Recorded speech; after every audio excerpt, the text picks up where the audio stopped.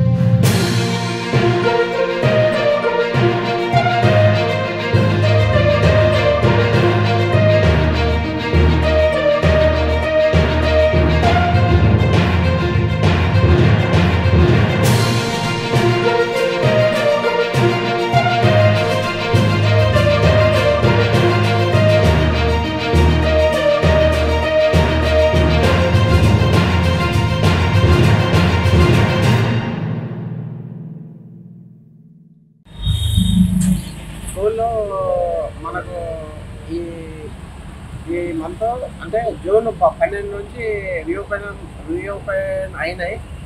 దీనిలో భాగంగా స్కూల్ యాజమాన్యాలకు అందరికీ కూడా మేము ముందే ఫిట్నెస్లు అన్నీ చేయించుకొని స్కూల్లో మనం ఓపెన్ అయ్యే లోపల బస్సులన్నీ యథావిధిగా కండిషన్లో ఉండేటట్టు చూసుకొని రోడ్డు మీద వచ్చి స్టూడెంట్లను స్కూల్లో కానీ వాళ్ళ ఇంటి దగ్గర కానీ భద్రతగా తీర్చడానికి మేము ఆల్రెడీ వాళ్ళకు ఆదేశాలు ఇవ్వడం జరిగింది.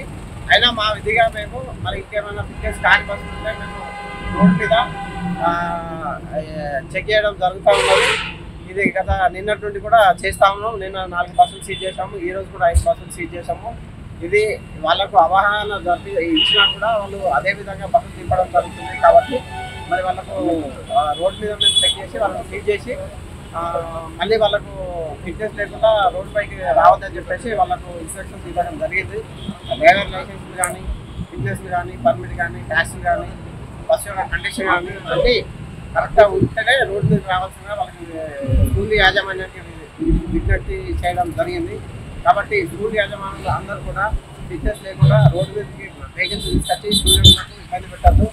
అట్లాగే మీరు కూడా ఇబ్బంది పడద్దు. ఎందుకంటే మేము ప్రతిరోజు కూడా మేము చేపట్టి కేసులు రాయడం జరుగుతుంది. బీరంగూడలో ఒక 5 కేసులు సీజ్ చేశాము, 5 బస్సులు దాకా సీజ్ చేశాము. ఈరోజు కూడా ఒక దాదాపు 6 నుంచి 7 వరకు కేసులు సీజ్ చేశాము. ఓవరాల్గా మనము ఒక 11 వరకు నిన్న, ఈరోజు 11 వరకు కేసులు సీజ్ చేస్తాం. లేదు, కంటిన్యూ ఇంకా కంటిన్యూ జరుగుతూనే ఉంటాయి. వీళ్ళందరూ కూడా ఫిట్నెస్ చేసినంత వరకు మేము రోడ్డు మీదనే ఉంటాము. వాటి మీద కూడా ఫిట్నెస్ కాని బస్సులో యాజమాన్యం పైన తగ్గించడం. Hi everybody, this is Kiriti Damaraju. Like, share and subscribe to Saira TV. Oh Saira!